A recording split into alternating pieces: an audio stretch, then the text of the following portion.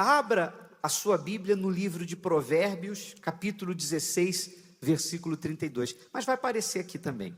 Abra a sua Bíblia em Provérbios, capítulo 16, versículo 32. Diz assim: melhor é o que tarda em irar-se do que o poderoso, e o que controla o seu ânimo do que aquele que toma uma cidade. Na outra versão, revista e atualizada, fala que aquele que domina o seu espírito, aqui fala ânimo, é maior do que aquele que é herói de guerra e conquista uma cidade. Porque o maior inimigo do homem não é o diabo. O maior inimigo do homem é o próprio homem. É a natureza adâmica, é a natureza humana que todos nós temos. Não há homem que seja, ou mulher, não importa, não há pessoa que seja tão santa que não tenha instintos, que não tenha manifestações da sua carne, da sua natureza. Isso não existe. Enquanto nós estivermos neste vaso de barro, enquanto nesse mundo vivermos, a nossa carne, ela vai manifestar o instinto, a natureza dela. E vai nos encaminhar para irmos contra a disciplina do reino de Deus. Isso qualquer pessoa vai viver até o seu último dia de vida. Existem desejos que você vai ter que são lícitos. E existem desejos que você vai ter que são ilícitos. Mas qual é o segredo para que você resista o ímpeto da sua carne e não erre? Por exemplo, eu estou falando de desejos lícitos. É natural que de repente você diga assim: poxa, eu estou com a vontade de comer assim uma picanha grelhada, com um arroz bem soltinho e uma farofa com ovos. Tem gente que já até lambeu os beiços aí. Qual o problema? Se tiver bala na agulha, compra picanha. Quanto é que está o quilo da picanha? Não sei. Mas não tem nenhum problema. A menos que você seja também, aí já entra na obra da carne, a menos que você coma até passar mal. Aí a Bíblia diz que você caiu no pecado. A pessoa cai no pecado da glutonaria. E todo glutão vai ter problemas com a saúde, sim ou não? Se a pessoa não tiver domínio, ela vai chegar uma hora da idade que ela vai começar a fazer os exames e o médico vai dizer que está tudo desregulado ali. Mas, não havendo isso, não tem nenhum problema você comer a picanha, você dizer: eu estou com vontade de comer um bom bacalhau, sei lá, um bacalhau com azeite português, com uma feijoada, uma senhora feijoada, não tem nenhum problema. São desejos lícitos, são desejos da carne, porque isso não vai alimentar o seu espírito, mas são desejos da natureza humana, mas que não implicam em nada, porque são desejos lícitos. Mas a mesma carne também ela pode fazer você cobiçar uma mulher que não é a sua. Você cobiçar um homem que não é o seu. Você desejar uma vida sexual fora do casamento que é ilícita. A mesma carne vai levar você a se irar e guardar mágoa contra alguém que lhe fez o mal. Você vai ser tentado a odiar a não perdoar. Você vai ser tentado a fazer da mentira uma ferramenta para se safar de algum problema ou para alcançar algum objetivo. E nós poderíamos aqui listar uma série de outras coisas que vão se manifestar e que podem se manifestar, e qualquer pessoa está sujeita. Qualquer um de nós está sujeito a isso. Então, como fazer para não errar? Para não agir segundo a sua natureza? É aí que entra o Espírito Santo. Quando uma pessoa recebe o Espírito Santo, não significa dizer que essa pessoa não passe por tentações. Olha só o que diz a Bíblia aqui, no livro de Mateus, capítulo 26, versículo 41. Jesus orientou. Mateus 26, 41. Ele diz assim, ó: vigiai e orai, para que não entreis em tentação. Na verdade, o espírito com E minúsculo, significa o espírito humano.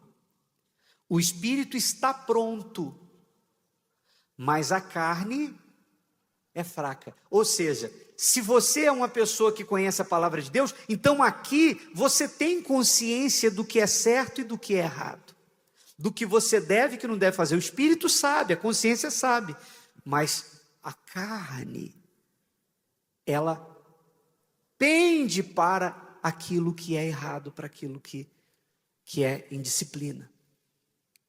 Então, você tem que lutar, eu tenho que lutar, até o último dia de vida nós vamos ter que lutar contra a nossa natureza.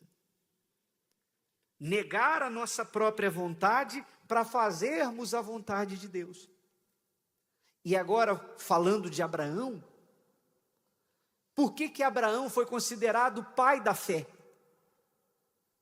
Por que mesmo sem ter feito milagres, comparado a Moisés que abriu o mar, a Elias que fez fogo descer do céu, a Daniel que entrou na cova dos leões, a Sadraque, Mesaque e Abednego que entraram no fogo, mesmo não tendo na trajetória da sua história milagres assim, mas Abraão foi escolhido por Deus para ser o pai na fé de todos esses heróis, e nosso também, e de todos aqueles que são chamados através do Senhor Jesus.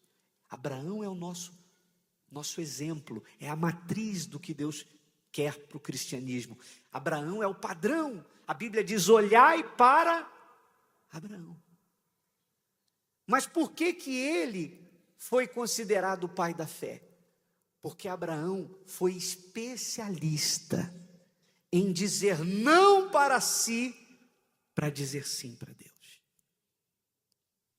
Abraão, Deus tocou em todos os pontos que o ser humano normalmente fica rendido. Primeiro, terra natal. Deus apareceu para Abraão, ou se manifestou para Abraão e disse: sai da tua terra. Terra natal é uma coisa que mexe com todo mundo. Há pessoas que estão vivendo hoje num lugar que é distante de onde nasceram, de onde foram criadas, e quando elas fazem algum tipo de comentário sobre o lugar que nasceram, elas falam com brilho nos olhos: minha terra. Eu tenho saudade da minha terra, ou eu queria visitar a minha terra, eu gostaria de voltar para a minha terra. Então, o ser humano tem essa tendência de se acostumar a um lugar e ficar ali. Tem gente que para mudar de uma rua para outra, ou de um bairro para o outro, ela fica, se ela precisar, ela se planeja, porque ela já acostumou com os vizinhos, ela já acostumou com o lugar, a padaria onde ela compra pão, o açougue onde ela compra carne, o mercado, ela já chama as pessoas pelo nome, as pessoas já chamam ela pelo nome, ela já sabe quando ela vai no médico, onde é que ela vai, ela já tem a vidinha dela ali, ó. Então Abraão chegou aos 75 anos de idade e estava agora com a sua vida estabelecida em Harã. Até hoje existe a cidade de Harã, na Turquia, fronteira com a Síria. Está lá a cidade onde Deus falou com Abraão, está lá até hoje. Então ele vivia em Harã, ele tinha 75 anos de idade. Mas Deus disse: sai da tua terra. Então, primeira coisa, que é difícil de se desprender, terra. Segunda coisa, e da casa de teus pais. Ficar distante dos pais, distante dos parentes, não é para qualquer pessoa. Tem gente que não consegue, ela não suporta a dor da saudade. Sim ou não? Hoje em dia está até muito mais fácil, porque o mundo se tornou pequeno por causa da tecnologia, comunicação. A pessoa, se você tiver um filho agora lá no Japão, você pode não apenas falar com ele todos os dias, como vê-lo. Só você ter um bom 3G, um cartãozinho de 3G no seu celular, e um aparelhozinho que tem vídeo, que você consegue não só falar, mas você vai ver ele todos os dias. Mas naquela época não tinha carta, não tinha fumacinha, não tinha pombo-correio, não tinha nenhum tipo de comunicação, telefone com fio, sem fio, não tinha nada. Tchau, foi embora, você não sabe mais do que. Quem está me entendendo faz assim. Então Deus tirou Abraão, provou o coração de Abraão. Então quando Abraão saiu, ele precisou negar a si mesmo. E assim foi toda a vida dele. Ele não escolhia onde ele ia ficar. Ele ia para onde Deus mandava. E quando a gente fala para vocês, por exemplo, dessa coisa de não ter lugar fixo, nós pastores nós podemos falar disso com propriedade. Porque a gente não tem parada certa. Vocês que são membros da igreja, talvez quem esteja pela primeira vez não vai entender isso, mas vocês que são membros da igreja, vocês sabem quantos já passaram aqui e tem gente que não sabe nem onde é que eles estão. Às vezes vem, fulano está onde? E o pastor fulano? E o Beltrano? Você não sabe, a gente está no exterior, está do outro lado do mundo, está lá numa ponta do Brasil. Então, o filho do homem não tem onde reclinar a cabeça. Então Abraão não tinha parada certa, ele ia onde Deus o mandava. Já Ló, que era sobrinho dele, que estava na aba dele, recebendo as bênçãos de Deus por meio de Abraão, chegou uma hora que Ló cansou de fazer o que Deus queria, de ir para onde Deus mandava, e ele pensou: quando é que eu vou ter a minha vidinha? Poxa, meu tio é tão rico, mas mora no deserto. Eu queria ter casa, eu queria morar numa casa mesmo, eu queria ficar numa cidade, eu queria ficar num lugar. E aí, quando eles já estavam bem ricos, e os rebanhos tinham crescido muito, a terra tinha dificuldade de sustentá-los, então ele decidiu pela separação. E você vê o que é a natureza humana e a natureza espiritual. Na hora de escolher para o lado que ia, Abraão abriu mão disso. Abraão disse: olha, meu sobrinho, está aí, a terra está aí, toda diante dos nossos olhos. Se você disser que vai para a direita, eu vou para a esquerda. Se você disser que vai para a esquerda, eu vou para a direita. E aí Ló olhou e viu as campinas do Jordão, uma terra atrativa diante dos olhos. Os olhos a visão é um instinto, não é isso? E ele viu que lá tinha cidade, é para onde ficava Sodoma. Então ele pensou: poxa, ali eu posso morar, posso criar minhas filhas, ali eu posso plantar, colher, me tornar um comerciante, eu vou ter não vou ficar essa vida de andar para lá, Deus aparece, agora vai para cá, agora vai para lá. Não, eu vou fazer um pouco a vontade do meu coração. A natureza humana de Ló se manifestou. E ele então decidiu ir para Sodoma. E aí você sabe qual foi o fim de Ló. A cidade de Sodoma estava corrompida. Deus precisou tirá-lo às